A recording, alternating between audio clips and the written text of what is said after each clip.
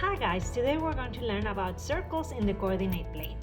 A circle is defined to be the set of points that are equidistant from a given point, aka the center. If the center is at the point 0, 0, then it will look like the following. You have that this is your center at 0, 0, obviously center at the origin, and then you have that the radius is going to be the distance from the center to here. Okay, so one side of the triangle has length x. You know that this one is going to be x, this one is going to be y.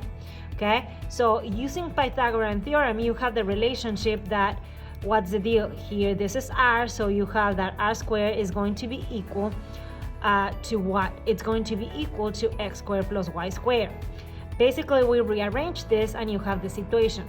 This is the general form of basically the center radius form of the equation of the circle. Center at 0, 0.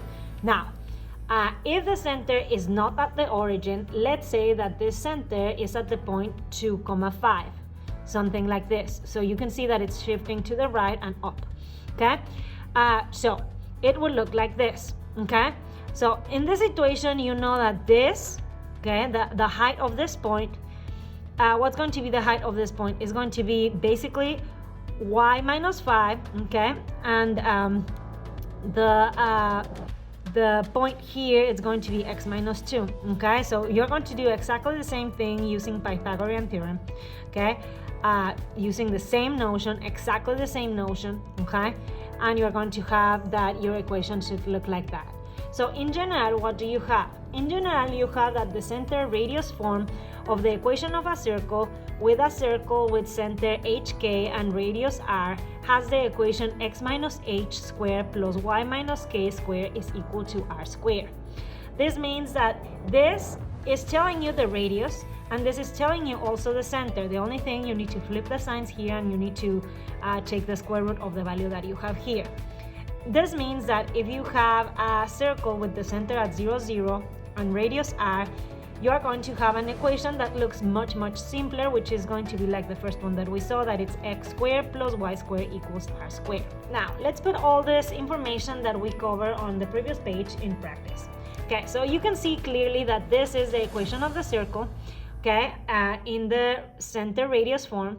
This is telling you immediately, you can see that the center C is going to be negative 2, 3. Okay, and the radius is going to be the square root of 49, which you know that it's going to be 7.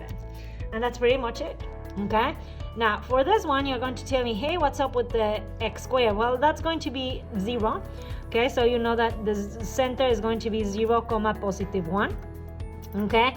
And the radius, you know that it's going to be basically the square root of 8, which you know that you need to simplify as to root 2, okay? And that's pretty much it for these two problems. Now, if I ask you to write the equation for the circle with center at negative 3, 6 and the diameter of 6 units, you know that the diameter, okay, diameter is 2 times the radius, meaning that the radius is going to be 3, okay?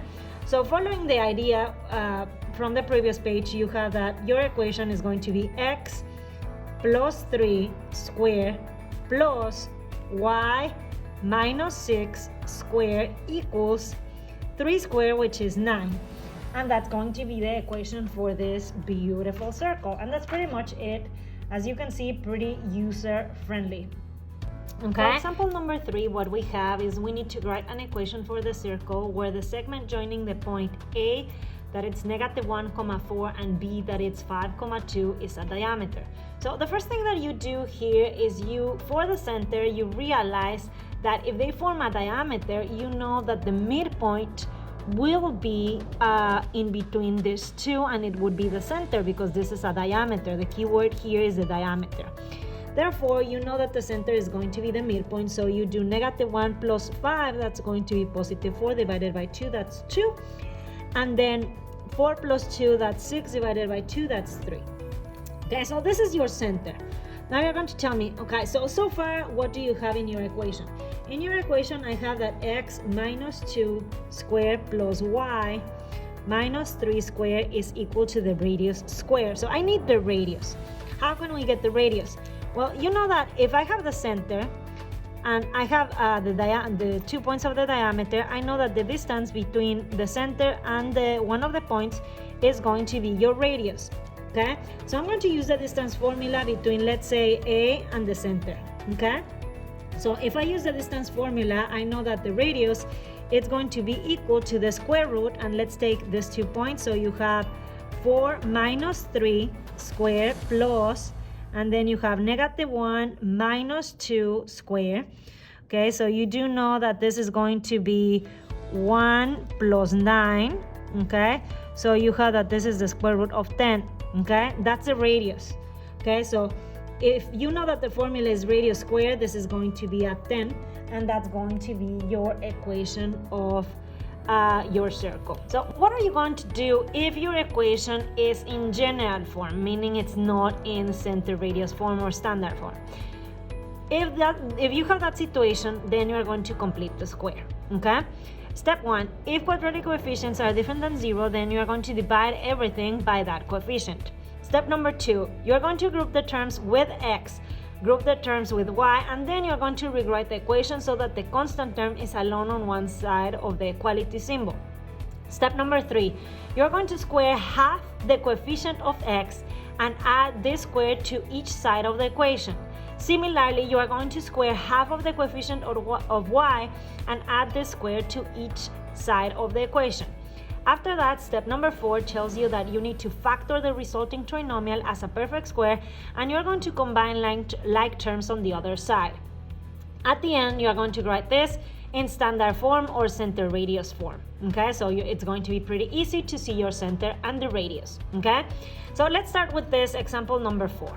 So in example number 4, you have a situation here. You can clearly basically group your x's and your y's together. So that's how I'm going to start. Okay, so you have your x's together. I have my x squared minus the 12x. You have a parenthesis, then plus. You have your y, so you have y squared plus 4y, close that parenthesis, and that -4 is on the other side, so that's perfect. Okay, now you're going to complete the square. Okay, so on my other side, I'm going to put a line so you can see that I'm completing the square on this side. How can I complete the square? I'm going to take the coefficient of the x, which is -12. You are going to divide it by 2, and you are going to square it. If I divide by 2 -12, you have that this is -6 squared, which you know that it's 36. So I'm going to add 36 on this side and 36 also on this side. Now, I'm going to do exactly the same for the y. Okay, I take the linear coefficient or the y coefficient, okay, which is 4 divided by 2, and you are going to square it. You know that 4 divided by 2, that's 2 squared, that's going to be 4. Okay, so you're going to add 4 here and add 4 here. Remember, whatever you add on one side, you need to add it on the other one. Okay, so that's how you balance the equation. Now, this is a perfect square. Okay, so it's going to be x, and you're going to tell me what's the perfect square. First is negative, and then you have it here, is that 6. Okay, so it's 6 squared plus the y plus the 2 square is equal to, combine this, -4 plus 36 minus 4, the 4's cancel, so you have that it's 36 on this side. So now it's pretty easy to see that your center is going to be the point 6, -2, and the radius is going to be the square root of 36, which you know that it's 6. And that's pretty much it for this problem. Now, what happens if the things complicate a little bit more? You have the 3's here. As step number 1 tells you that I didn't do that because the coefficients were 1, now we're going to divide by 3 everything. Okay, so I divide by 3 every single term. Why by 3? Because that's the coefficient that is next to the quadratic terms. Okay, so once you have that, it's pretty simple. Okay, so you are going to put the x's together. By the x's together, I have that 3 divided by 3 is just x squared. Then this one is y, so I'm going to put here the y's, and then the constants on this side. Okay, so this goes as y squared. This one goes with the x's, 12 divided by 3, you know that that's 4x. Then you know that -18y divided by 3, that's going to be a -6y. Then this is going to be -4 on this side, you pass it to the other side as +4. Okay, so I'm going to do the same thing here, that I'm going to complete the square on the other side so you don't get confused. Now, you're going to take the +4 you are going to divide it by 2 and you're going to square it. This is going to be 2 squared, which is 4. So you're going to add 4 here and add 4 here.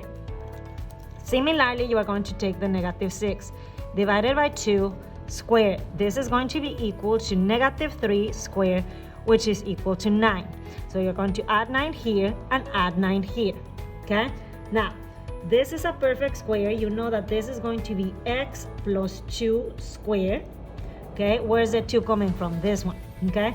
Plus y minus 3 squared, and this is going to be equal to 4 plus 4 is 8 plus 9, that's going to be 17. Okay?